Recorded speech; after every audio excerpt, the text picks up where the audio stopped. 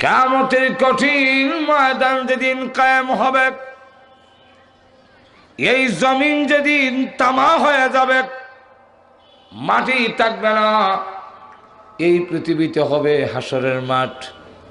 এখানেই এই গাজীপুর মাওনা শ্রীপুর যে যেখানে কবরে ঘুমায় আছেন, এখান থেকে উঠে এখানে উঠবেন, আরেকখানে যাইতে হবে না।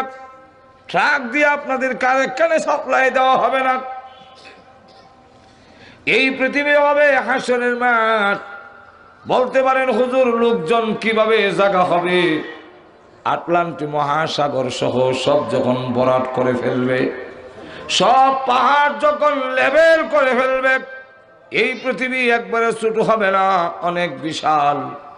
বর্তমান কাবাগর যেখানে, সেখানে হবে আল্লাহর আরশ। সব যখন এই ময়দানে উঠবেন, তখন দেখবেন এই জমিন আর মাটি নয়, তামা হয়ে গেছে। কেন? তামা হইলে গরম হয় বেশি। লোহা, তামা, কাঁসা, অ্যালুমিনিয়াম, টিন, এই জাতীয় জিনিসগুলো এই হবে। জমিন যখন তামা হয়ে যাবে, গরম পা রাখা যায় না।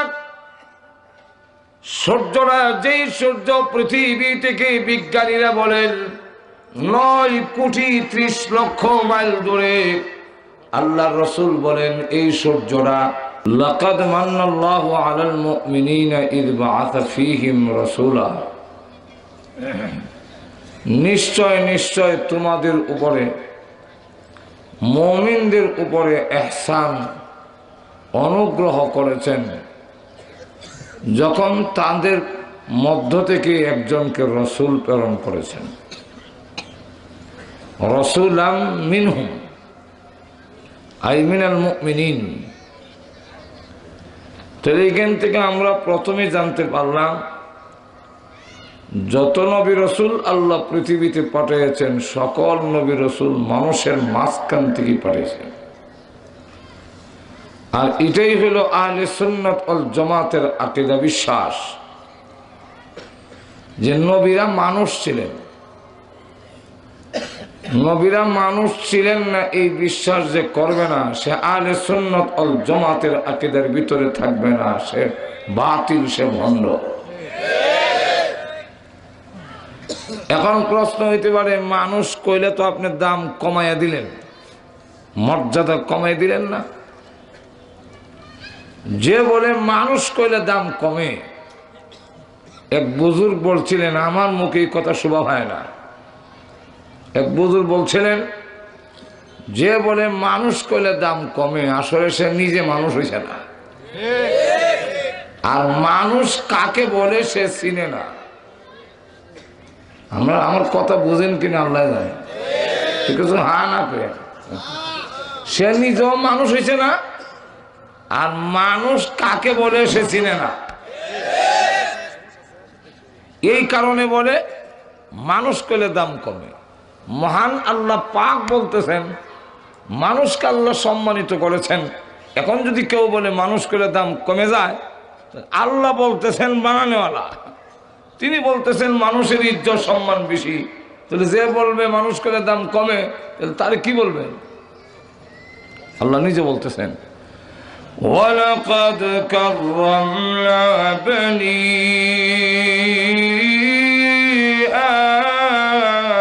আদম। আল্লাহ নিজে বলছেন, লাকাদ কাররামনা বনি আদম, যে আদমের সন্তান মানব জাতিকে আল্লাহ সম্মানিত করেছেন। এই কথা কার? আরো জোরে আওয়াজ দিয়ে বলেন। এরপরে আবার সকল মানুষ কি এক সমান? একটু জোরে কন। দুনিয়ার দৃষ্টিতেও এক সমান না, আখিরাতের দৃষ্টিতেও এক সমান না। বাংলাদেশের প্রেসিডেন্ট যিনি, উনি কি মানুষ না? একটু জোরে বলেন।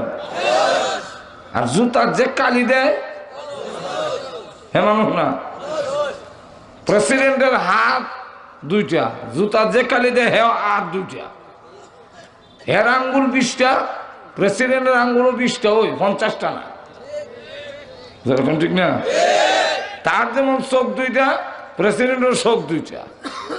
সে তার যেমন পাও দুইটা, প্রেসিডেন্টের পাও দুইটা। হ্যাঁ যেমন বিয়া করছে, প্রেসিডেন্টও বিয়া করছে। হ্যাঁ যেমন বাচ্চা কাচ্চা হয়, প্রেসিডেন্টের বাচ্চা কাচ্চা হয়েছে। হ্যাঁ যেমন খায়, প্রেসিডেন্টও খায়। হ্যাঁ যেমন পায়খানা করে, প্রেসিডেন্টও পায়খানা করে। হ্যাঁ যেমন পায়খানার মধ্যে দুর্গন্ধ করে, প্রেসিডেন্টের পায়খানার কিন্তু মেশকা আম্বরের গন্ধ করে নাই।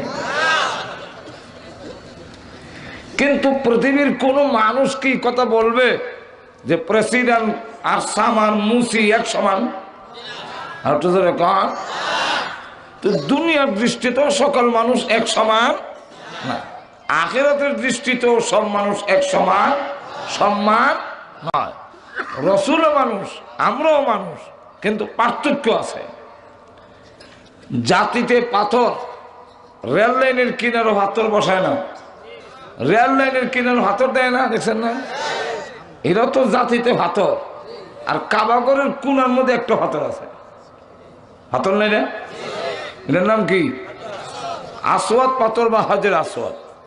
এরা কালা পাথর, এরাও পাথর, রেল লাইনের কিনারও পাথর। টাকা যদি হালাল হয়, নিয়ত যদি সহি হয়, আর যদি কেউ কাবাগরের ওই পাথরে চুম্বন করতে পারে, তাহলে তার গুনারে চুষা রেখা তারে দুধের মতো সাদা করে ছেড়ে দেয়। তাই বললে রেল লাইনের কিনার হাতর লেয়া যদি জুড়ে ঠুলের মধ্যে মারে, তাহলে হ্যাঁ টুটো কাটবো, দাঁতও ভাঙবো, গুণা তো মাফ হবেই না। যেরকম ঠিক না? আমরা মানুষ রেল লাইনের কিনারের হাতরের মতো মানুষ, আর বিশ্ব নবী হলেন আসওয়াদ পাথরের মতো মানুষ। মানুষ করে সব মানুষ এক সমান না, পাথর করে যেমন সব পাথর এক সমান না। স্বর্ণকারের দোকানে যাবেন, একটা পাথর আছে, আপনি বলবেন আমার এই স্বর্ণ আমার ছেলে দুবাই থেকে আনছে, খুব এক নম্বরের স্বর্ণ, খাঁটি নির্ভেজাল, যতই লেকচার দিবেন স্বর্ণওয়ালা নিবে না, পাথরে ঘষা দিয়ে দেখবো। যেরকম ঠিক নেই, পাথরে ঘষা দিয়া হয়, এই লেকচারে কাম হবে না, ভেজাল। কেন? এটা কষ্টি পাথর, ঘষা দিয়া কোন স্বর্ণ ভেজাল কোনটা খাঁটি এটা যেমন নির্ণয় করা হয়, সাহাবাই কেরাম হলেন কষ্টি পাথরের মতো। আমাদের দেশের মাইজ ভান্ডারে হয় আমরা হক, মাইজ ভান্ডার, উপরের ভান্ডার, নিচের ভান্ডার, মাইজের ভান্ডার, দেখুন বাবা বাকিও হয় হক, আমরা যেরকম ঠিক না। রাজার বাকিও কয় আমরা হক, আট রশিও কয় আমরা হক, আমরাই সঠিক, যেরকম ঠিক না। প্রত্যেকে দাবি করে সঠিক, তোমার লেকচারে সঠিক হবে না। সাহাবাই কেরামের কষ্টি পাথরে ঘষা দিয়া যদি দেখা যায়, সাহাবাদের মাপকাঠিতে যারা ঠিকবে তারাই হলো হক, আর না হয় সে বাতিল, সন্দেহ। সাহাবাই কেরাম হলেন কষ্টি পাথরের মতো, যেরকম ঠিক না। প্রথম নম্বর আমরা বুঝলাম আহলে সুন্নাত ওয়াল জামাতের আকীদা। আমাদের দেশে অনেক আহলে সুন্নাত ওয়াল জামাতের ব্যানার লটকায়, স্লোগান দেয়, আসলে ভিতরে আহলে সুন্নাত না। ঘুমাই গেছেন নাকি? মুস নিয়ে কানো লাগাইছে, গুতায় হদ বের করে, হ্যাঁ কয় আহলে সুন্নাহ, সুন্নতওয়ালা। আসলে তো সুন্নতওয়ালা না, মুসওয়ালা। মাথার মধ্যে রাখছে জড়া, এর নাম দিছে আহলে সুন্নাহ। হে কি আহলে সুন্নাহ? সুন্নতওয়ালা না জড়াওয়ালা? জড়াওয়ালা তো সুন্নতওয়ালা হয় না, যেরকম ঠিক কিনা। ফাঁক পাঞ্জাতনের বাচ্চি দৌড়াইয়া বেড়া বেরিয়ে এক কেন পর্দা নাই, একটি গাছের তিনটি ডাল, কুন্ডালেতে হল বিলাল। হ্যাঁ ভাই আহলে সুন্নাহ, এটা তো আহলে সুন্নাহ না, এটা আহলে বেদা, যেরকম ঠিক কিনা। সুতরাং আহলে সুন্নাত ওয়াল জামাত কোন সাইনবোর্ডের নাম নয়, কোন স্লোগানের নাম নয়, এটা একটা আকীদা বিশ্বাসের নাম, আহলে সুন্নাত ওয়াল জামাত।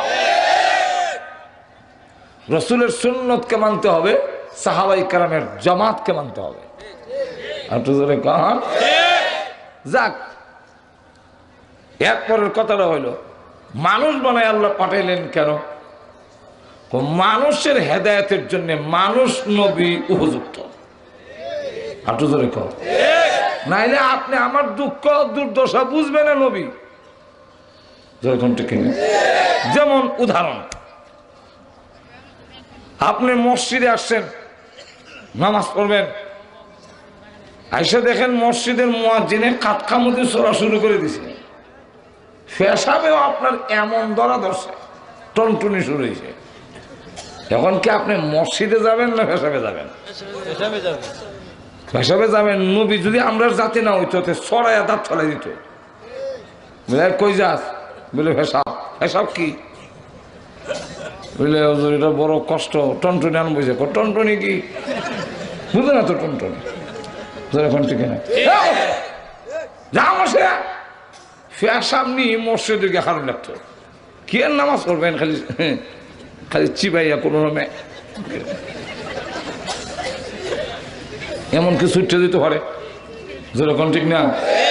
কিন্তু আল্লাহর নবী বলে দিয়েছেন এমন পরিস্থিতি যদি হয় তাহলে তুমি জামাতে শরীক না হয়ে পেশাব সারবে আগে। পেশাব শরীক ওযু করে জামাত যদি তুমি লাগাল নাও পাও, ফেরেশতারা জামাতীদের মধ্যে তোমার নাম লিখে নেবে। কারণ আমি রাসূল বুঝি পেশাবে তো লিখি হয়, ফেরেশতা বুঝে না। আল্লাহ লক্ষ্য করে দেখেন, সারাদিন ঘুরে গেলে একবারে গাজীপুর থেকে বাড়িতে আসছেন, আইসা খেতে পারেন নাই, ঘরে ঢুকছেন, বেগম সাহেব আপনার সামনে কই মাছ ভাজি করে, এরপর মূলার শাক কাঁচামরিচ সাইজ করে এনে রাখছে, ধন্যবাদ দিয়ে আবার সালাদ বানাই দিছে, অনেক জাতের আইটেম শাক সবজি। আর আপনি সারাদিন ক্ষুধার্ত, খাওন খুব চাচ্ছে মনে, এমন সময় শোনা যায় পাশের মসজিদে কাতকামুজি সালা। এখন আপনি খাবেন না মসজিদে যাবেন? যদি নবী আমাদের মধ্য থেকে না হতেন তো বলতেন খায় না খেয়ে মসজিদে যাও, মসজিদে যাও, মসজিদে রেখে দাও, রেখে দাও, মসজিদে যা। মসজিদে গেলেও আপনি যখন নিয়ত বাঁধতেন ফেটে বড় খিদা, বারবার নামাজের মধ্যে খালি কই মাছ।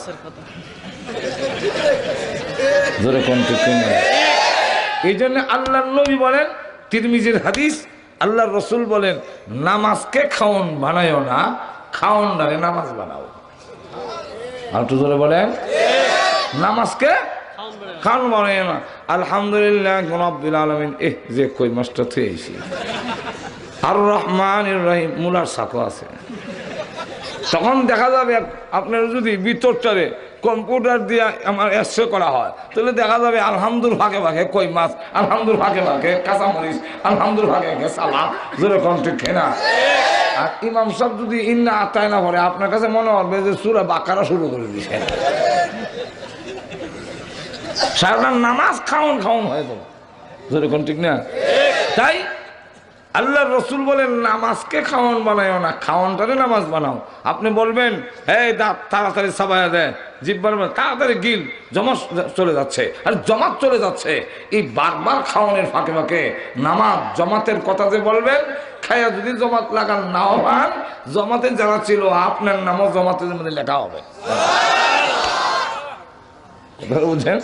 তাহলে রাসূল যদি না আমাদের মধ্য থেকে না হতেন তাহলে আমাদের দুঃখ দুর্দশা বুঝতেন না। আল্লাহর যদি উদ্দেশ্য হয় মানুষকে হেদায়েত করা, মানুষকে স্বীকার করা, তাহলে মানুষ নবীরই দরকার। আমরা ছোট সময় দেখছি বক শিকারী, বক বক বুঝেন তো আপনারা? বক শিকারী একটা বককে ধরে প্রশিক্ষণ দেয়, এটা ভালো করে আদর আপ্যায়ন করে, এরপরে একটা পিঞ্জিরারে পাতা দিয়ে ভালো করে ঢাকে, আর বকটার পায়ের মধ্যে একটা রশ্মি দিয়ে বাঁধে, তার হাতে একটা লাঠি থাকে।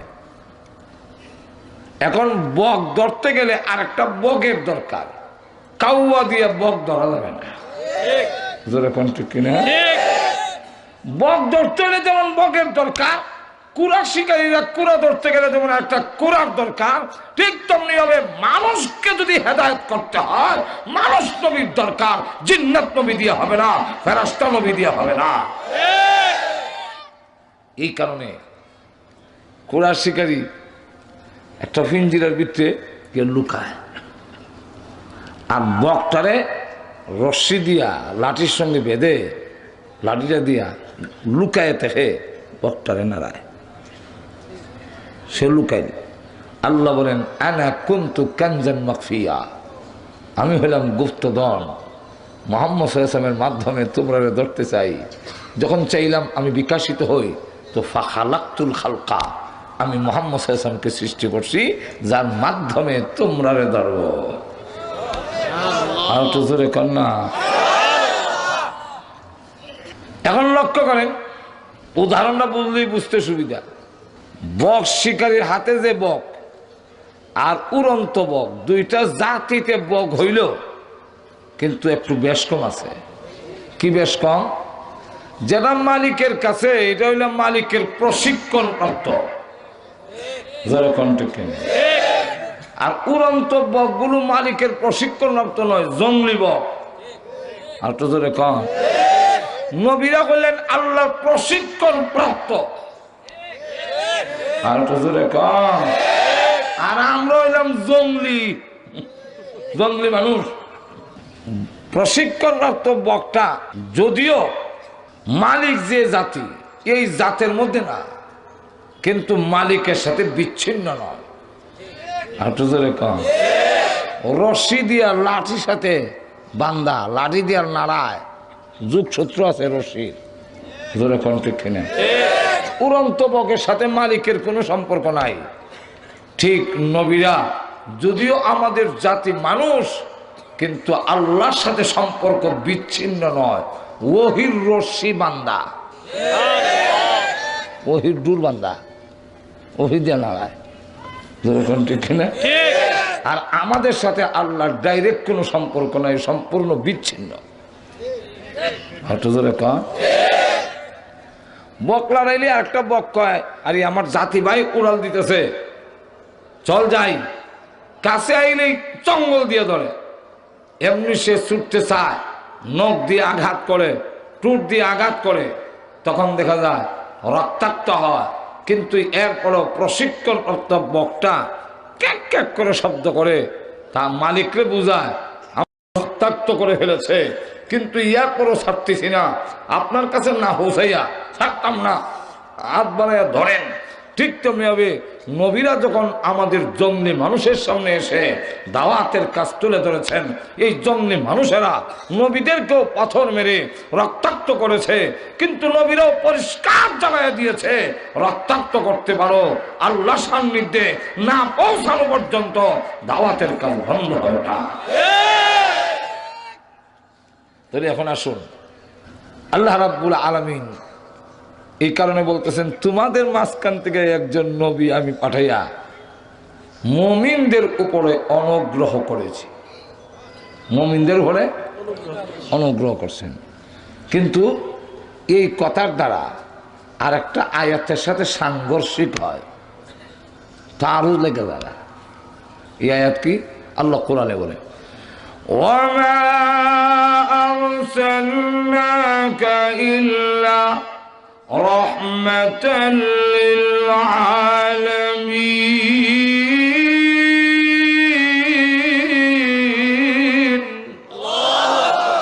ওয়ামা আরসালনাকা ইল্লা রাহমাতাল লিল আলামিন। রাসূল হলেন রাহমাতুল লিল আলামিন, রাহমাতুল লিন নাস। রাহমাতুল লিন নাস নাকি না আলামিন? রাহমাতুল লিল মুমিনিন, রাহমাতুল লিল আলামিন, সকলের জন্য রাসূল রহমত।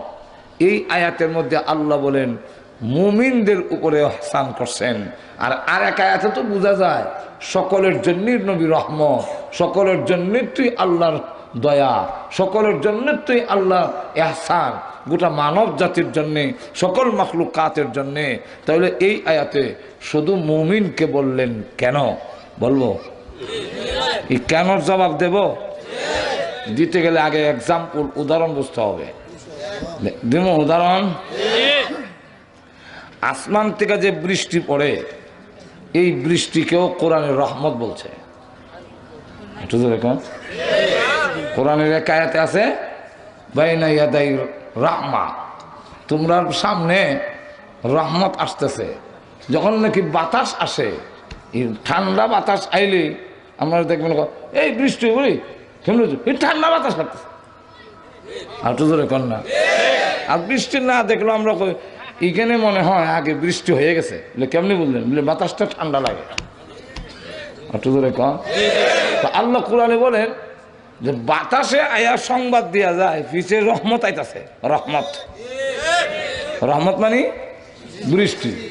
তো এই যে রহমত বললেন, সব মাটির জন্য রহমত, পাথরের জন্য রহমত, সিমেন্টের জন্য রহমত, জোরে কোন ঠিক কিনা, আর ক্ষেতের মাটির জন্য রহমত।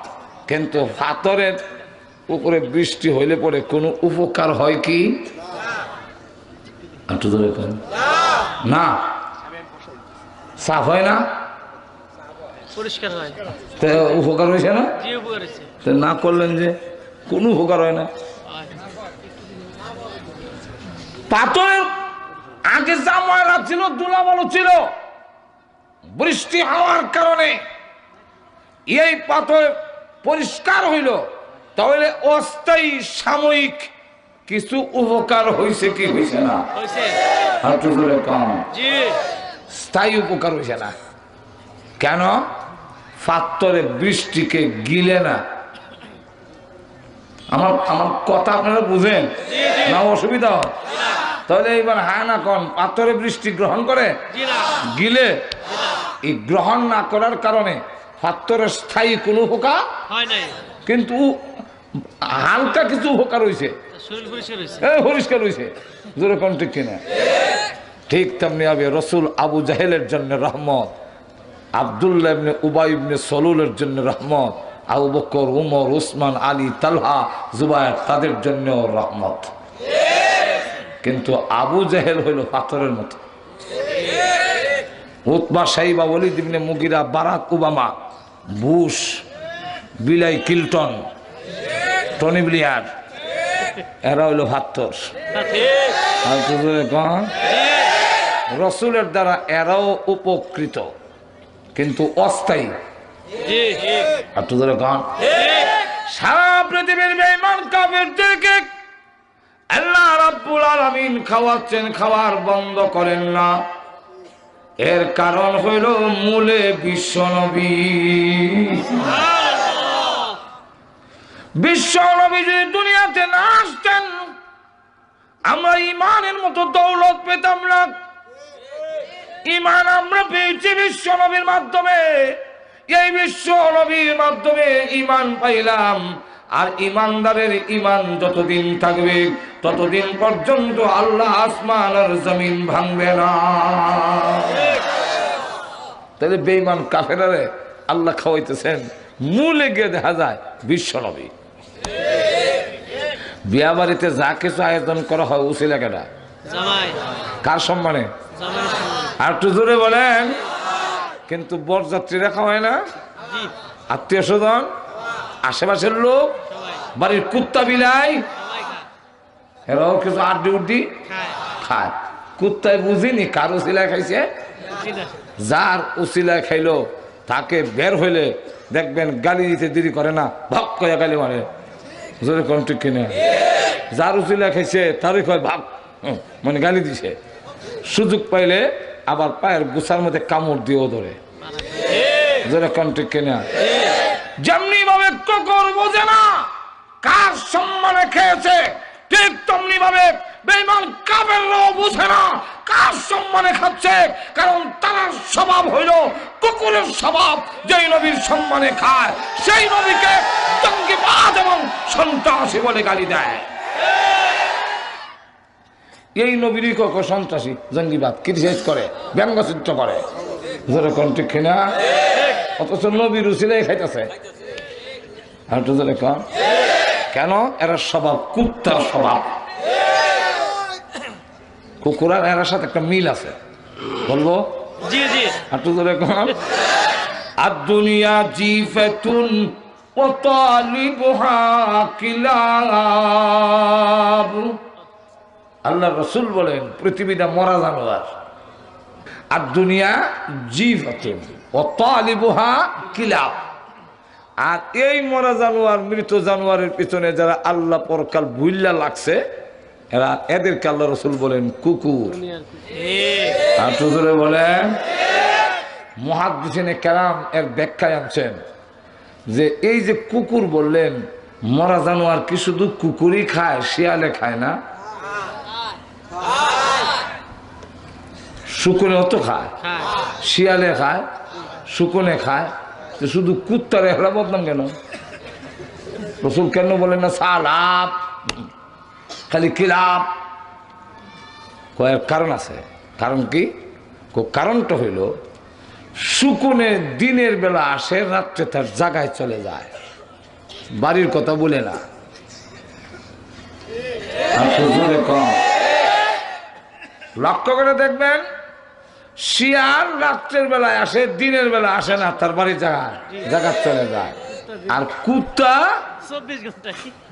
24 ঘন্টাই ফেড আছে আর জানোয়ার আছে। কম কুকুর যেইভাবে মৃত জানোয়ার পেলে মালিকের কথা বলে যায়, বাড়ির কথা বলে যায়, ঠিক তেমনি ভাবে যেই সমস্ত লোকেরা দুনিয়ার মরা জানোয়ার পাইয়া আল্লাহ মালিকের কথা বলে যায়, পরকালের কথা বলে যায়, হ্যাঁ, আর কুকুরের মধ্যে কোনো পার্থক্য থাকে না।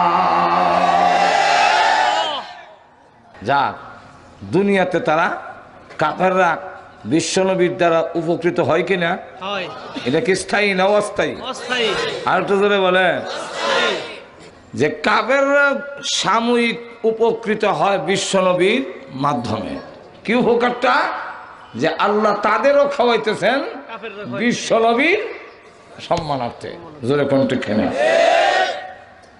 পরে কালেও কাফেররা অস্থায়ী উপকার হবে, কাফেররা পরকালেও অস্থায়ী উপকার। বলবো একটু জোরে কন। কিয়ামতের কঠিন ময়দান যেদিন কায়েম হবে, এই জমিন যেদিন তামা হয়ে যাবে, মাটি থাকবে না, এই পৃথিবীতে হবে হাসরের মাঠ। এখানেই এই গাজীপুর, মাওনা, শ্রীপুর, যে যেখানে কবরে ঘুমায় আছেন, এখান থেকে উঠে এখানে উঠবেন, আরেক কানে যাইতে হবে না, ট্রাক দিয়ে আপনাদের আরেক কানে সাপ্লাই দেওয়া হবে না। এই পৃথিবী হবে হাসরের মাঠ। বলতে পারেন হুজুর, লোকজন কিভাবে জায়গা হবে? আটলান্টিক মহাসাগর সহ সব যখন ভরাট করে ফেলবে, সব পাহাড় যখন লেভেল করে ফেলবে, এই পৃথিবী একবারে ছোট হবে না, অনেক বিশাল। বর্তমান কাবাগর যেখানে, সেখানে হবে আল্লাহর আরশ। সব যখন এই ময়দানে উঠবেন, তখন দেখবেন এই জমিন আর মাটি নয়, তামা হয়ে গেছে। কেন? তামা হইলে গরম হয় বেশি। লোহা, তামা, কাঁসা, অ্যালুমিনিয়াম, টিন, এই জাতীয় জিনিসগুলো এইভাবে জমিন যখন তামা হয়ে যাবে, গরম পা রাখা যায় না। সূর্যটা, যেই সূর্য পৃথিবী থেকে বিজ্ঞানীরা বলেন 9,30,00,000 মাইল দূরে, আল্লাহর রসুল বলেন এই সূর্যটা চৌকে সুরমা দিতে গেলে সুরমা দানিতে একটা শলা দেয়, যারা দান লাগায় মরাইয়া, এই কাঠি যদ্দূর লম্বা হবে, আল্লাহর নবী বলেন মাথার সূর্যের মাঝখানে এতটুকু ফাঁক থাকবে, গরম কম লাগবে না, অনেক বেশি। বর্তমানে বিজ্ঞানীরা তাপমাত্রা মাপছেন, সূর্যের তাপমাত্রা হলো 6000 সেলসিয়াস বা সেন্টিগ্রেড। আল্লাহর রসুল বলেন বর্তমানে যা পাওয়ার আছে, এটা আরো 70 গুণ বাড়ায় দাও, গরম খুব কম লাগবে না, অনেক বেশি। অপরদিকে জাহান্নাম 7 তবক জমিনের নিচে আছে, 7 তবক জমিনের নিচে রাখা আছে। সেখান থেকে আল্লাহ বলবেন ফেরেশতাদেরকে টাইন্না হাসরের মাঠে দুজক নিয়ে আসো। সুবহানাল্লাহ বলবেন। ওয়াজিআ ইয়াওমাইযিন বিজাহান্নাম, জাহান্নামকে টেনে আনো। আল্লামা আশরাফ আলী থানভী রাহমাতুল্লাহ আলাইহি জাহান্নামের আকৃতি বয়ান করছেন। 30,000 মাথা, প্রত্যেকটা মাথায় 32,000 করে দাঁত, এক একটা দাঁত হবে উহুদ পাহাড়ের সমান। নাক আছে, নাকের ছিদ্রের মধ্যে রশ্মি লাগানো আছে। 19 জন ফেরেশতারা এটার কমান্ডিং অফিসার, আর এক একজনের অধীনে 70,000 করে। ছোট ফেরেশতা যে সেও রশ্মির যারা ধরে রাখছে, এই কাত থেকে এই কাত পর্যন্ত দূরত্ব হলো 70 বছরের রাস্তা। আর বড় ফেরেশতা কত বড়, তখন বয়ান দেওয়ার টাইম আমার নাই। বড় ফেরেশতা যে জাহান্নামের বড় যিনি, উনি কত বড় হবে। একটা কিতাব আছে আমার কাছে, এর নাম হইল ফেরেশতুকা আজিব হালাত। এই কিতাবের মধ্যে আনছেন যে মালিক ফেরেশতা হইল যে উনি সারা জাহান্নামের প্রধান। উনি কত বড় হবে এতটুকু বুঝে নেন যে জাহান্নামের সংখ্যা যত হবে জিন্নাত আর মানুষ মিলাইয়া, তত সংখ্যায় ওনার 2 হাতের আঙ্গুল হবে। আরো আসতে বলেন, মহিলারা শুনে নেবেন। এত সংখ্যা যদি আঙ্গুল হয়, আল্লাহ আমাদের দেশের কোন কোন সন্ত্রাসীকে ধরতে গিয়া 3 বাহিনী লাগায়। আর তো জোরে কম। আল্লাহ বলেন ফাইজলামি করো না, দৃষ্টতা দেখাও না। তুমি যত বড় শক্তিশালী সন্ত্রাসী চাঁদাবাজি হও, জাহান্নামের ফেরেশতা ধরতে গিয়ে 2 আঙ্গুল লাগাবে না, 1 আঙ্গুল লাগাইব।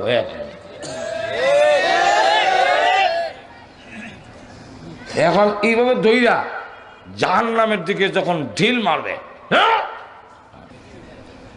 কিতাবে লেখেন 70 বছর পর্যন্ত সে শুধু যাইতেই থাকবে। বুঝেন কি শক্তি। হাই নেমে করতে হিসাব করে করো, ঠিক কিনা। যাক, সবে মিললে জাহান্নামের রশিদ ধরছে, কিন্তু জাহান্নাম মানুষ দেখার পরে হাসরের মাঠে এখন তো ক্ষুধার্ত বাঘের নাই, হুঙ্কার দেয়, দাঁতে দাঁতে গসা লাগায়, খট খট খট খট, গুসায় জুমুন ফেটে যাবে।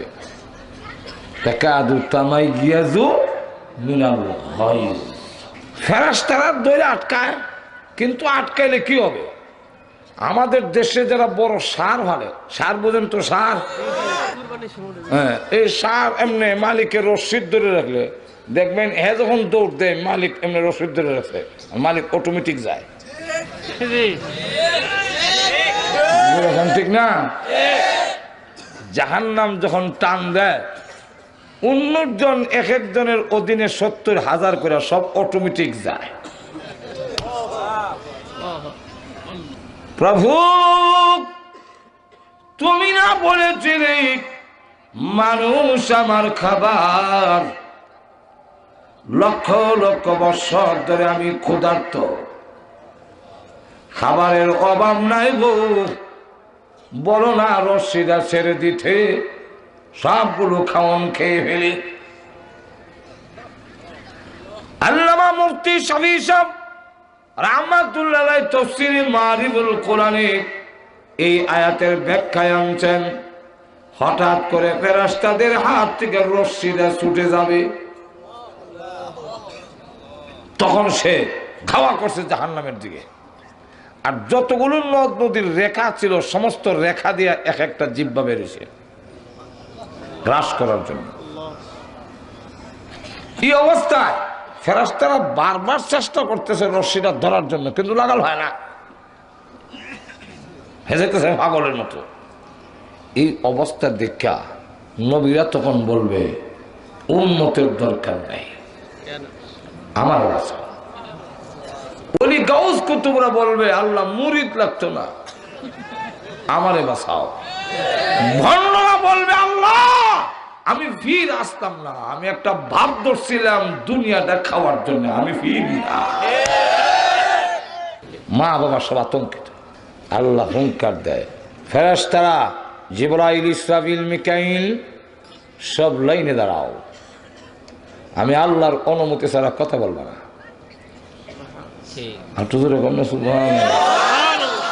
আসেনি কোরআন শরীফ, ইয়াউমা ইয়াকুমুর রূহু ওয়াল মালাইকাতু সাফফা লা ইয়াতাকাল্লামুনা ইল্লা মান আযিনা লাহুর রাহমান।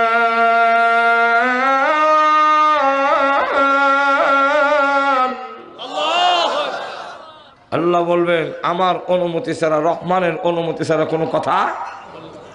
জিবরাইল আলাইহিস সালাম আতঙ্কিত হইয়া আল্লাহর আরশের হায়া দইয়া, আল্লাহ আমারে বাঁচাও, না জানি কোন ঠাডা আমার উপরে পড়ে। আল্লাহ হুঙ্কার দেয়, লিমানিল মুলকুল ইয়াউম, আজকের রাজত্ব কার? রাজত্ব রাষ্ট্রীয় ক্ষমতা হইয়া যা ইচ্ছা তা কইস, যা ইচ্ছা তা করছ। এখন বল হাওয়ার দেখা, দেখা হাওয়ারটা। আইনা নমরুদ, আইনা ফিরাউন, নাম ধরে রাখবো। নমরুদ কইরে কথা কস না, কস না এখন কথা। বুশের নাম তো লই তুই, কারণ পুরান ভাগরেরই বাত নাই, আবার বলে নতুন ভাগর। ওই সময় আমাদের নবী, বিশ্ব নবী, তিনি তখন বলতে থাকবে উম্মতি উম্মতি ওনা নফসি নফসি না। তিনি তখন বলবেন আনতা আহকামুল হাকিমিন, আল্লাহ তুমি তো বিচারপতি, দেও বিচারপতি। আনতা রাব্বুল আলামিন, তুমি তো সকলের পালনেওয়ালা। আনতা রাব্বুস সামাওয়াতি ওয়াল আরদ, তুমি আসমান জমিনের মালিক। আনতা রাব্বুল আরশিল আযীম, তুমি মহান আরশে আযীমের মালিক। আনতা যুল জালালি ওয়াল ইকরাম, তুমি সম্মান ও মর্যাদার অধিকারী। আনতাল হাইয়ুল কাইয়ুম, তুমি চিরঞ্জীবী, তুমি নিজে কায়েম ছিলে, সকলকে কায়েম তুমি রেখেছ। আল্লাহ তুমি যদি আমাদেরকে হুঙ্কার দাও, আমরা তো তোমার গোলাম, তুমি আমাদের মনিব। মনিবে হুঙ্কার দিলে গোলামের কি ক্ষমতা আছে তার পাল্টা পাল্টি করা? এমন ভাবে প্রশংসা শুরু করবে, বিশ্ব নবী জিন্দেগিতে এত প্রশংসা আল্লাহর কোনদিন করেন নাই। আল্লাহ আপনি ডাক দিয়ে বলবে, নবীজি মাথা উঠান, আপনার প্রশংসা শুনে আমি আল্লাহর রাগ গুসা ঠান্ডা হয়ে গেছে। এই কিয়ামতের কঠিন ময়দানে সর্বপ্রথম আপনাকে আমি আল্লাহ কথা বলার জন্য অনুমতি প্রদান করলাম। আপনি কথা বলেন, সম্ভব। হাসরের মাঠে দাঁড়ায় দিছে তামাক জমিনে সূর্যের নিচে কতদিন? একটা দিনই হবে এই পৃথিবীর হিসাব মতে 50,000 বছরের সমান। 1000 বছর? 50,000 বছর। আমার কথা না, আল্লাহ কোরআনে বলে দিচ্ছেন মিকদারুহু 50 আলফ সানা, 50,000 বছরের সমান একটা দিন দাঁড়িয়েছে। এখানে নমরুদ আছে, ফেরাউন আছে, হ্যাঁ, আবু জাহেল আছে, আবু লাহাব আছে, বুশ আছে, বারাক ওবামাও থাকবে না? থাকবে না? থাকবে। আপনিও থাকবেন, আমিও থাকবো। আরো জোরে কোনো ঠিক না? আল্লাহ রাব্বুল আলামিন সব টেরদার করে রেখে দিয়েছেন, কোনো কথাই করে না। আর খালি তার 50,000 বছর চিন্তা করছেন বিষয়টা। এখন হাসরবাসীরা বলবে যে আমরা একটা ফায়সালা হয়ে যাক, জান্নাত আর জাহান্নাম বুঝি না, একটা ফায়সালা হোক। কোনো লোককে যদি একবার খালি কোর্টে আনে আর নেয়, আর একবার মাথা বাইর করে আবার নেয়, ফাঁসি দিবনি না দিত না, এরকম একটা টানাটানি যদি থাকে, তখন যারা এইভাবে নেয় এখন কিভাবে কোর্ট কাছারিতে টানা হাসার থেকে একটা দিলাম তো জোরে ঘন্টা ঠিক না। হাসরবাসীরা বলবে একটা ফায়সালা হয়ে যাওয়া বালা, দিলাম দুজবই। কিন্তু কথাটা বলবে কে? বলে একটা ফায়সালা করেন। সব হাসরবাসীর গিয়ে এখন আপনার নাম রাব্বা, আপনার নাম রাব্বা, আব্বা মানে আদম আলাইহিস সালাম, সকলের আব্বা তো আদম আলাইহিস সালাম। আপনার নাম রাব্বা মানে তুই কি করা? বলে একটু কর্ণ বিচার আরম্ভ হইতে, বলে 1000 বার মাপ চাই। হাদিস শরীফ আসছে মুসলিম শরীফে, তখন বলবে ইতু নুহা, তোমরা নূহ নবীর কাছে যাও। নূহ নবীর কাছে গিয়ে বলবো আপনার নাম শরীয়তের প্রথম নবী, আপনি একটু মেহরবানি করে আল্লাহর কাছে বলেন না, বিচারটা মানে বেহেশত দিবেন না, বেহেশত তো একটা দেওয়া এই কথাটা আল্লাহর কাছে বলেন। নূহ নবী আমিও মাপ চাই। বলে কেন? বলে আল্লাহ যদি উল্টা আমার জিজ্ঞাসা করে যে 1000 মানুষ মরলো, তোমার ছেলে যে সময় মরে এই সময় সিল্লি মাসে লেগে গেল, এর আগে সিলি দিলা না, এটা জবাব দেওয়া আগে আমি না। তোমরা যাও ইব্রাহিম নবীর কাছে, তো ইব্রাহিম নবীর কাছে সবাই গিয়ে আপনার খলিলুল্লাহ, আল্লাহ উপাধি দিয়েছেন, আপনি আল্লাহর জন্য আগুনে জাপ দিছেন, ছেলে কুরবানি করছেন। হ্যাঁ, যদিও উনি তো কুরবানি করে দিয়েছে, কুরবানি ওইসা না, এটা হলো ভিন্ন, উনি তো করিবেন সব ডাক্তার ইয়া যেরকম ঠিক খেয়ে নেন। এখন আপনি কোরবানি করছেন, আপনি অনেক কিছু আপনি বলেন না। ইব্রাহিম নবী বলেন আমি মাপ চাই। বলে কেন? বলে আল্লাহ যদি উল্টে জিগায় বউরে বোন কইসলা কেন? কথা বুঝেন না? মুসলমান মিশা কথা বলতে পারে না, কিন্তু মিশাও না, আবার একটা শব্দের দুইটা অর্থ হইতে পারে এমন কথা বলা জায়েজ আছে, এমন কথা বলা জায়েজ আছে। যেমন হযরত আবু বকর সিদ্দিকরে জিজ্ঞাসা করেন হিজরতের রজনীতে, আরে কাফের যে ওর আবু বকর তোমার সাথে লোকটাকে, কারণ আবু বকর সিদ্দিক বলেন হিজরতের দিন রওনা দিছি, এখন যদি বলি মোহাম্মদ তো তুই এক্ষুনি আমরা আটকাই দিব, আর যদি বলি মোহাম্মদ না মিথ্যা হবে, মুসলমান মিথ্যা বলতে পারে না। তাই তিনি বলেন হুয়া রাজুলুল্লাযী ইয়াহদিনি, তিনি ওই ব্যক্তি যিনি আমার পথ দেখান। দেখেন এক গুলে দুই শিকার, এটার দুইটা অর্থ। একটা অর্থ হইল যে দুনিয়ার হয়তো আরব দেশে এক জায়গা থেকে আরেক জায়গা যেতে গেলে পথ দেখান না লোক ছাড়া জায়গা যাওয়া যেত না, ওই লোকটা বুঝে রয়েছে মনে হয় পথ দেখাবে লেগে একটা লোক রাহাবর রয়েছে। আর আবু বকর সিদ্দিক বুঝাইছেন উনি ওই ব্যক্তি যিনি আমার বেহেশতের পথ দেখায়। কথাটা বুঝেন না? তো ইব্রাহিম আলাইহিস সালাম উনি যে বলছেন ওনার ওয়াইফ রে বোন, জালেম বাদশাহ তার রাষ্ট্র দেয়াইতেছে, আর তার নিয়ম হইল সাথে যদি ওয়াইফ থাকে স্বামীর একটা বউ লইয়া যায়, সুন্দরী বউ লইয়া নিয়ে যায়।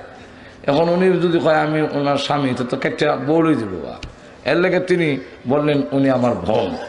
আর ওনাকে বললেন তুমি কিন্তু কইও আমি তোমার ভাই, আমি ভাই পরিচয় দিছি। এটা কোন দৃষ্টিকোণ থেকে? আমাদের ব্রাহ্মণবাড়িয়ার একজন বড় আলেম ছিলেন, ওনার নাম তাজুল ইসলাম সাহেব রহমতুল্লাহ আলাই, যার উপাধি ছিল ফখরে বাঙ্গাল। উনি বিয়ে করছেন উজানির কারি ইব্রাহিম সাহেবের মেয়ে। তো ইব্রাহিম সাহেব আসছেন ছেলে দেখার জন্য, ছেলে যোগ্য কিনা। তা এইসব প্রথম প্রশ্ন, কারণ আমরা দেশে তো আমরা আগে গ্রাম এলাকা দেখতাম প্রশ্ন করতে গেলে জামাই দেখতে গেছে কৃষক লোকেরা, তখন প্রশ্ন করতো। তো একটা লোকের প্রশ্ন করে মেট্রিক পরীক্ষা দিয়ে আইছে ওই সময়ে, তো লোকটারে জিজ্ঞাসা করে বাবা বলেন তো দেখি 4টা গরুর কটা ঠেং? তো উনি বলেন 4টা গরুর 18টা ঠেং। এমনি সকলে শুনলাম আপনি মেট্রিক পরীক্ষা দিয়েছেন আর 4টা গরুর 18টা ঠেং, না এই ছেলের কাছে বিয়ে দেওয়া যায়, চলো যাই। তো বাড়ির লোকেরা কয় তুই কি বললে, ব্রেন পাস করছ, ব্রেঞ্চি পাস করছ, 4টা গরুর কড়া ট্যাঙ্গিটা কইতে না, 4টা গরুর কড়া ট্যাঙ্গিটা বলতে পারবো না, মেট্রিক পরীক্ষা দিয়েছি না। বুঝল তো 4টা গরুর তুই 18টা করলে কেন? বলে 4টার তো 4টাও, 4টা গরু 16টা, 4টা গরু 16টা। আর আমার মতো একটা ছেলে যে মেট্রিক পরীক্ষা দিয়েছে হেরে যে এই জাতীয় প্রশ্ন করছে হের দুইটা ঠ্যাং আমি যোগ দিলেছি ওই আর হয়েছে যেরকম ঠিক না এই জাতীয় আগে প্রশ্ন করতে গিয়া আর যারা যারা কিছু পণ্ডিত একটু প্রশ্ন বলে কোন সুরায় 9 মিল কোন সুরায় 9 মিল কথা বলতেন না তো কারি ইব্রাহিম সাহেব রহমতুল্লাহ জিজ্ঞাসা করেন ফখর বাঙ্গাল তাদের সাহেবকে যে আপনার আব্বা আপনার কি হয় আমরা বলতাম এটাকে একটা প্রশ্ন হইল আব্বা তো আব্বা আব্বার আব্বা কি হয় বেশির থেকে বেশি বলতাম আব্বা আমার মার স্বামী হয় কিন্তু ফখর বাঙ্গাল রহমতুল্লাহ সঙ্গে সঙ্গে জবাব দেয় ভাই হয় উনি প্রশ্ন করেন আপনার আব্বা আপনার কি হয় উনি বলেন ভাই হয় তেমনি কারি ইব্রাহিম সাহেব রহমতুল্লাহ বলেন ছেলে উপযুক্ত বিয়া দেওয়া যায় আব্বা আবার কি হয় এটা প্রশ্ন করলেন কেন তখনই উনি বুঝে ফেলছেন যে কোন দৃষ্টিকোণ থেকে প্রশ্ন করছেন উনি কোরআন হাদিসের দৃষ্টিকোণ থেকে প্রশ্ন করেছেন ইন্নামাল মুমিনুনা ইখওয়াতুন মুমিন মুমিনে ভাই ভাই আব্বা মুমিন আমিনও মুমিন ঈমানি সূত্রে বাপ বেটাও ভাই ভাই আর তো জোরে কম তো এখন দেখেন হযরত ইব্রাহিম আলাইহিস সালাম এই দৃষ্টিকোণ থেকে তুমি মুমিন আমি মুমিন এই দৃষ্টিকোণ থেকে এখন বলছি তুমি আমার বোন আমি তোমার ভাই ভাই হযরত ইব্রাহিম আসলাম বলেন আল্লাহ যদি জিজ্ঞাসা করেন এই ফেস লাগাইল কথা কইস না কেন আমি মাফ চাই আমি পারবো না তোমরা যাও মুসা নবীর কাছে মুসা নবীর কাছে যাওয়ার পরে উনি বলবেন আমি পারবো না বলে কেন বলে দুজন ঝগড়া লাগছে আর আমি ভাঙ্গানোর উদ্দেশ্যে ধাক্কা দিয়েছিলাম এটা করে মরিছে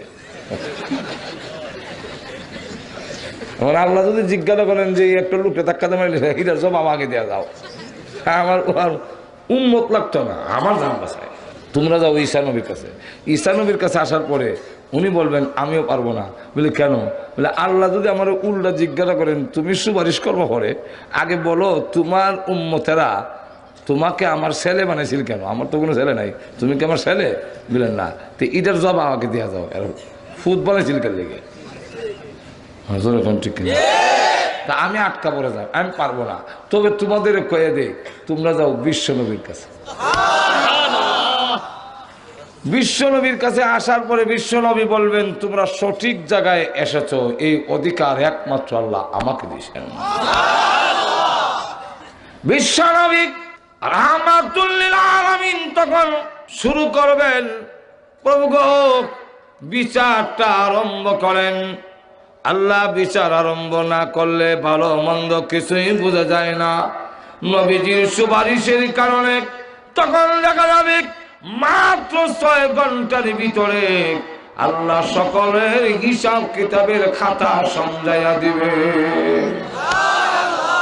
কয় ঘন্টা হাদিসের মধ্যে 6 ঘন্টাই না হাদিসের মধ্যে আসছে নিসফুন নাহার এটা আমি হিসাব করিয়া 6 ঘন্টা আমরা রেডি করে দিলাম আর কি কথা বোঝেন না নিসফুন নাহার অর্ধেক দিন বলতে নাহার বলা হয় সূর্য উঠার পর থেকে ডুবা পর্যন্ত ডুবার পরটার নাম লাইল তো এই লাইল আর নাহার মিললে হইলো 24 ঘন্টা তো দিনে রাইতে ছোট বড় আছে না তো সব গড়ে হিসাব করলে ক ঘন্টা পরে 12 ঘন্টা একদিন 12 ঘন্টা ওই লাইন 12 ঘন্টা সব মিললে 24 ঘন্টা তাহলে নিসফুন নাহার যদি হয় তাহলে 12 অর্ধেক করলে কত হয় 6 ঘন্টার ভিতরে হিসাব শেষ এবার বলেন এই যে পরিত্রাণ হইল হাসরের ময়দানের কষ্ট থেকে আবু জাহিল হইল আবু লাহাব হইল এটা কি স্থায়ী উপকার না অস্থায়ী কম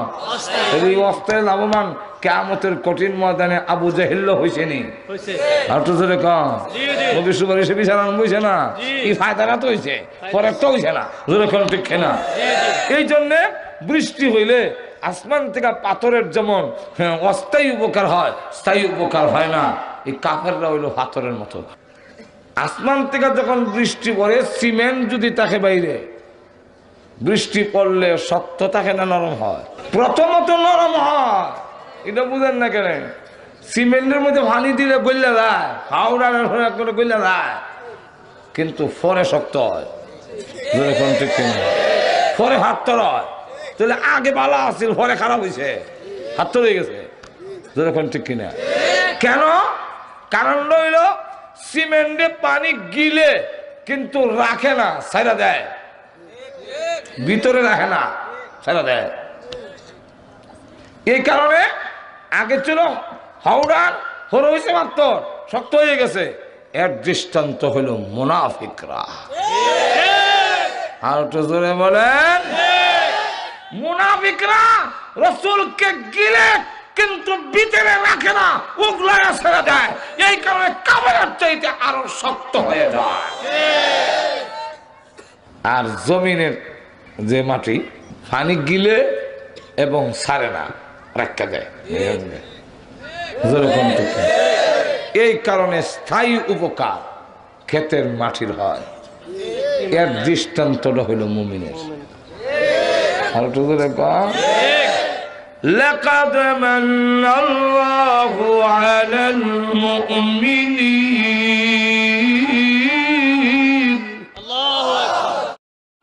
আর কোরআনে যত মুমিনিন কইছে এর অধিকাংশ মুফাসসিরে কেরামের রায় হইল সাহাবায়ে কেরাম। কারণ এর প্রথম মিসদাক, প্রথম এর হইল সাহাবায়ে কেরাম। যখন কারা? সাহাবায়ে কেরাম। আর তো যখন সাহাবায়ে কেরাম সত্যিকারের মুমিন ছিলেন, আমরা সত্যিকারের মুমিন না, বেজাল মুমিন। আর তো যখন আমেরিকাতে কিছুদিন আগে হামলা হয়েছে, টর্নেডো, ফিরাইতে পারছে না, এত বড় শক্তি ফিরাইতে না। কিন্তু মদিনায় একবার টর্নেডো আয়া আসতেছে, উমর যখন জানতে পারলেন টর্নেডো আসতেছে, দইরা মাঠে গেলেন, গিয়ে হাত দিয়া ইশারা দিয়ে বলেন থামো। আর একটু জোরে থামো। সঙ্গে সঙ্গে টর্নেডো থেমে গেছে। আর একটু জোরে কর না। ওমর রাদিয়াল্লাহু আনহু সামনে যায়, টর্নেডো পিছে যায়। উনি সামনে যায়, টর্নেডো পিছে যায়। এখন এইভাবে নিতে নিতে পিছনের দিকে তাড়াইয়া পরে এক জঙ্গলের দিকে, পাহাড়ের দিকে আঙ্গুল দিয়ে ইশারা দেখা, ওই পাহাড়ের দিকে চলে যা, কোন দেশের জনগণের বস্তিতে ঘর বাড়ি ভাঙবি না। বস্তি আর আমলা না করিয়া পাহাড়ের ভিতর দিয়ে চলে গেছে।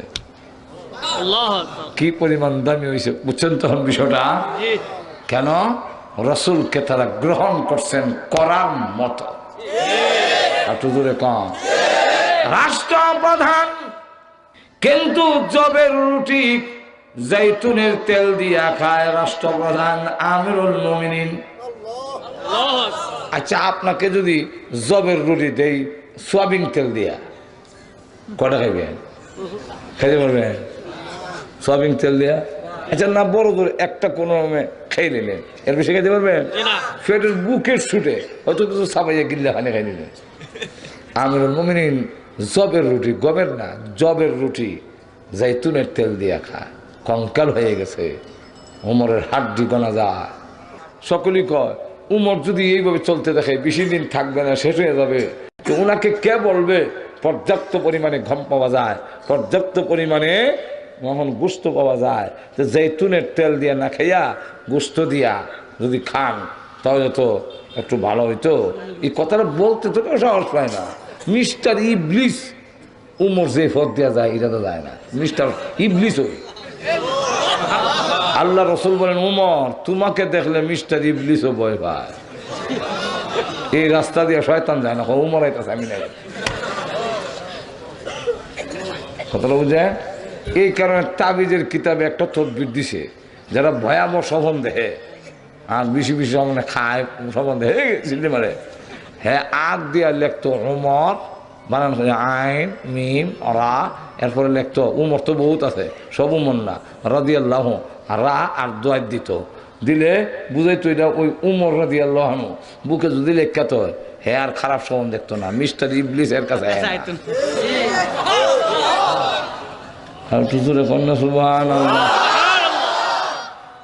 কে বলবে? সকলে মিললে ওনার মেয়েকে বলি, ওনার মেয়ে যদি ওনার মেয়ে কিন্তু ফদে বড়, বিশ্ব নবীর আদরের স্ত্রী উম্মাহাতুল মুমিনিন হযরত হাফসা রাদিয়াল্লাহু আনহা।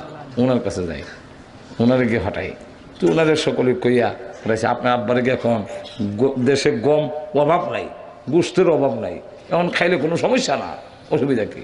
তো উনি গিয়ে আব্বা দেশের স্বার্থে, জনগণের স্বার্থে, ইসলামের স্বার্থে স্বাস্থ্যের তো দরকার, পর্যাপ্ত পরিমাণে গম পাওয়া যায়, গোস্ত পাওয়া যায়, একটু খাইতেন যদি। কইতে দিয়েছে ওমর কান্দা শুরু করতে দিয়েছে। আব্বা আপনি কাঁদছেন কেন? মা জীবনে কোনোদিন কল্পনা করি নাই গো তোমার কাছ থেকে এই কথা আমি শুনব। হ্যাঁ মা, তুমি না বিশ্ব নবীর আদরের স্ত্রী, অমা তুমি বলো গো আমার নবীজি কি খাইতেন?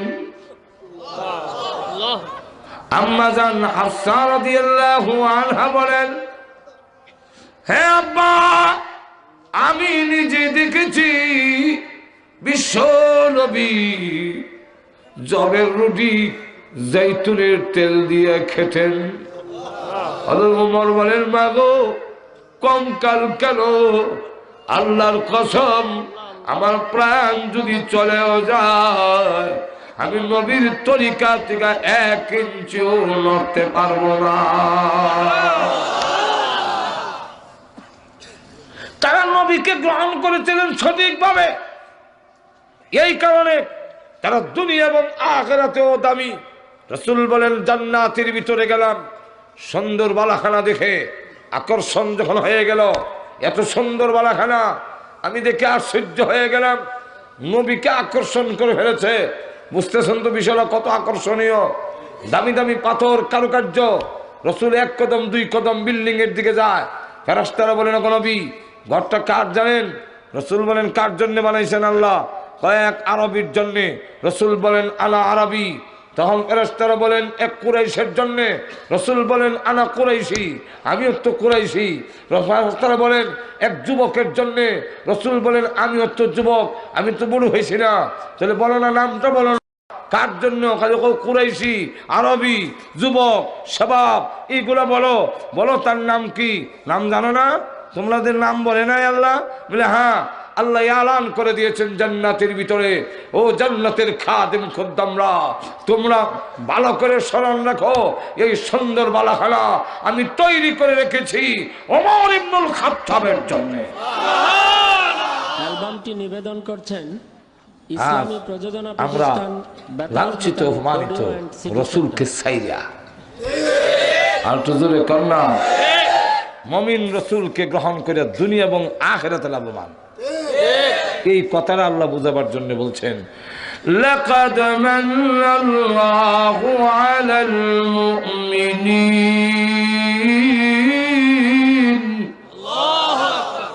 মুমিনদের উপরে ইহসান। ওয়া মা আরসালনাকা ইল্লা রাহমাতাল লিল আলামিন।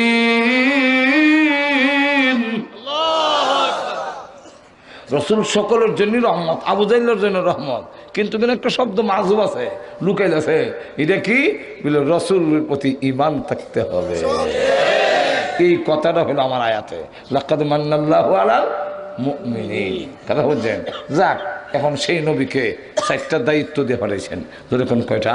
4টা। আর তো ধরে এর মধ্যে প্রথম নম্বর, ইয়াতুলু আলাইহিম আয়াতিহি, আল্লাহু আকবার।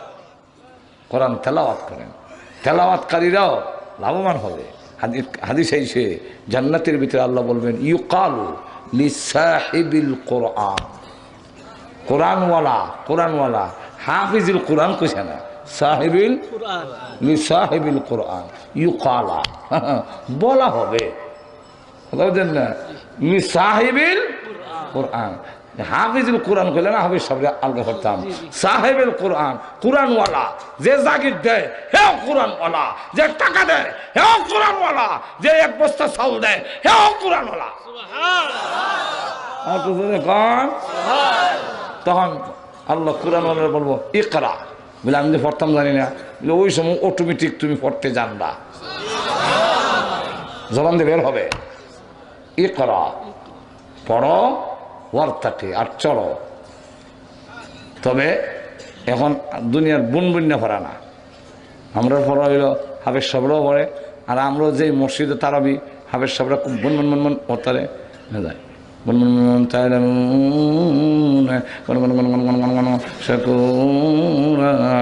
একবার এখানে গিয়ে দেখবেন মুসল্লি বেশি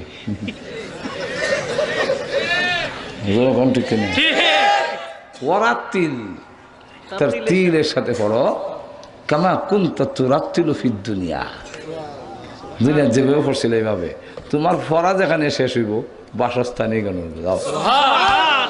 এখন আলহামদুসুরাও যদি আপনি ঘরে থেকে থাকেন 30 পড়া পড়া লাগবে এমন কথা না, আপনি আলহামদুলিল্লাহ আর পারি না, আল্লাহ আর পারি না, তা আপনার 7টা তালার স্বর্ণের তৈরি 7টা তালার মালিক। তাহলে যে হাতে আসরা জানে সেও গর্বিত, কে বলছে সার্টিফিকেট নাই কি করে খাইবে? আরো তো জোরে কর না, আরো জোরে। যারা বলে কওমি মাহা করলে কি হইব বলে আলহামদুলিল্লাহ শিখতে হলো লাভবান, জোরে কোন ঠিক না ঠিক না। আলহামদুলিল্লাহ করলেও আপনার ছেলেকে কৌদুর কি বানাইলেন একটা, আমারও কয় কৌদুর একটা ছেলে আলহামদুলিল্লাহ 3 ছেলে 3 জনে হাফেজ, তখন 3 কৌদুর একটারে ডাক্তার ডাক্তার হলে কি দিব কি হবে বলেন? হ্যাঁ ডাক্তার হলে আমার কি হইল? ঠিক হে কি হইল? হে কি হইল? ডাক্তার হইয়া কিছু কামাই করলো, পয়সার অভাব নাই, এখন হ্যাঁ খাইবার টাইম নেই, ঘুমবার টাইম নেই, ফ্যান ফুরে দেখাই দিক দে ভাইয়া এটা বানবার টাইম নেই। অনেক ডাক্তার রেখে দেখি কাপড় ফুরিতে বানবার টাইম নেই, ব্যস্ততা কথা বলছেন না। জমা করলো, মার্কেট করলো, বাড়ি করলো, তো ডাক্তার সাহেবের কি হইলো? মরে যাবে সময় তো শূন্য হাতে। আর যে আলহামদুলিল্লাহ জানে 30 পারা কোরআন জানলে তো শুকুর আলহামদুলিল্লাহ।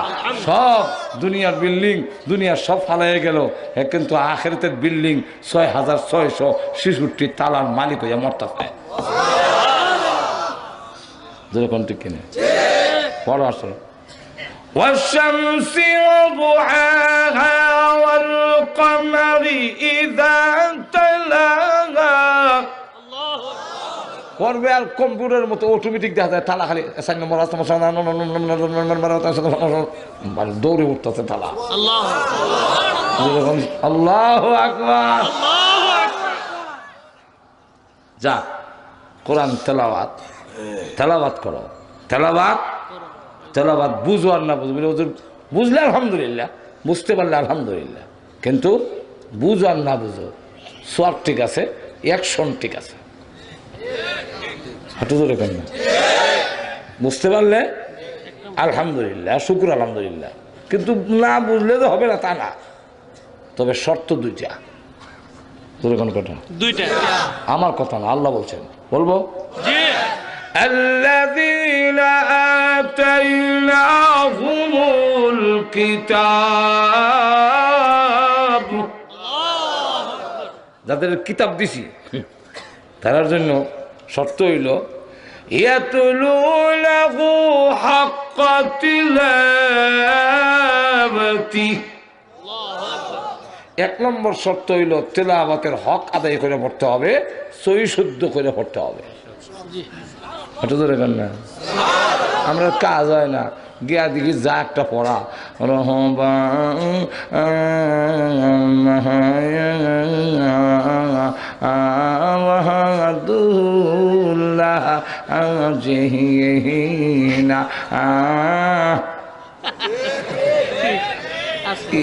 পড়া পড়লে কাজ হইব? হ্যাঁ কষ্ট করে পড়েন, কোথায় হলেন সব আবেশ সাহেবের ডাবল। আপনি বলতেছেন ইন্নাল্লাযীনা কাফারু কাফারু কাফারু কাফারু সাওয়াউন সাওয়াউন, তা আবার বানা হলে তা আলাইহিম, কোথায় কোথায় যদি পড়ে আল্লাহ রসুল বলছেন হাফেজে কোরআন থেকে তোমার সব ডাবল সব হইব। কিন্তু শুদ্ধ হলে পড়তে হজর এখন ঠিক কিনা? আচ্ছা যা, 1 নম্বর বিস্তারিত কোনের টাইম নাই। 2 নম্বর শর্ত হইল, 2 নম্বর শর্ত হইল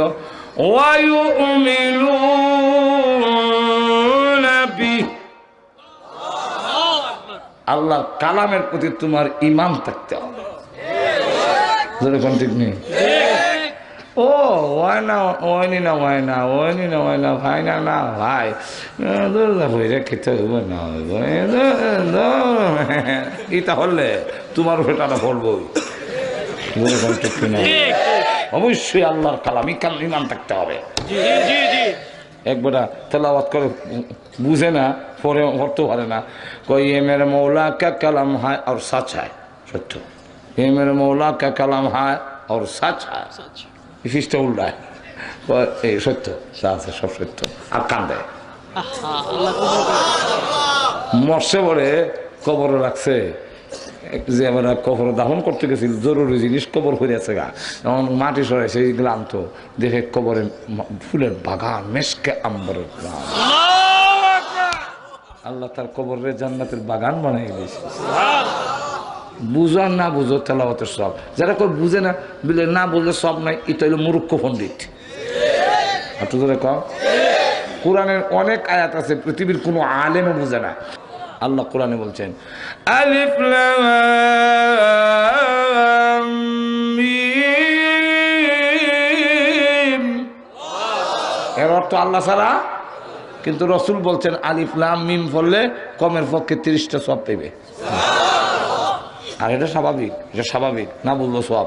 একগুলো ওই সাইডেতে বসে মশা কামড়ায়, ওই দূর থেকে একটা গাছ উঠে আনছে, মশা ধরে বের লেগে, এখন এটা যে আমরা কেন খাত যায়, কেউ তুমি চুলকাও করে কথা বুঝলাম না, মশা তারা বেলে গাছ টানছিলাম, ওই যে জাহান লাগে না কাজ জায়গায়, তুই যদি সুত্রা গাছ লইস, সুত্রা গাছ বুঝো আর না বুঝো, এর মধ্যে ক্ষমতা দেওয়া, লাগাই লেখা যাই বুঝরে কন্টেক্ট না।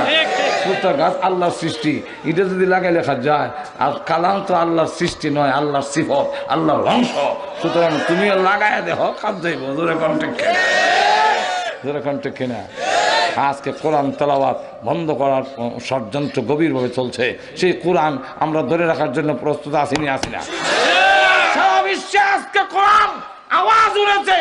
আজকে আমেরিকাতে যে অবস্থা হচ্ছে, আমেরিকাতে আমরা দেশও আকাশে 1,00,000 জুনাক জ্বলেছে, এটা উনবার লেগে 30,000 টাকা দা আনে। কবি নজরুল ইসলামের গান উনবার লেগে 20,000 টাকা দা আনে, ধরে এখন ঠিক কিনা? তরুলতা কেন কসনা মনের কথা, আরে জঙ্গলেতে তাই কা বুঝি দেখছ নবী রে, এটা উনবার লেগে পয়সা দেখে লজ্জা হওয়ার কথা, ধরে এখন ঠিক কিনা? আর আমেরিকা মিশর থেকে একজন কারি সাহেবরে $8,000 খরচ করে নিয়েছে কোরআন শরীফ শোনার জন্য। কোরআন শোনার জন্য আজকে সারা বিশ্বে আমরা যখন কোরআন তেলাওয়াত করি, আমেরিকায় সিলেটে শুরু হয়ে যায়, লন্ডন, তখন দেখা যায় আরে বাপরে বাপ, কোরআনের যে একটা জাগরণ সৃষ্টি হয়েছে। সুতরাং আমরা বুঝাই দিতে হবে, যত নাস্তিক আর ইসলাম বিদ্বেষীরা কোরআনকে যারা স্তব্ধ করে দিতে চায়, আমরা প্রমাণ করে দিতে হবে, প্রয়োজনে শৈলের তাজা রক্ত দিয়ে হলো কোরআনকে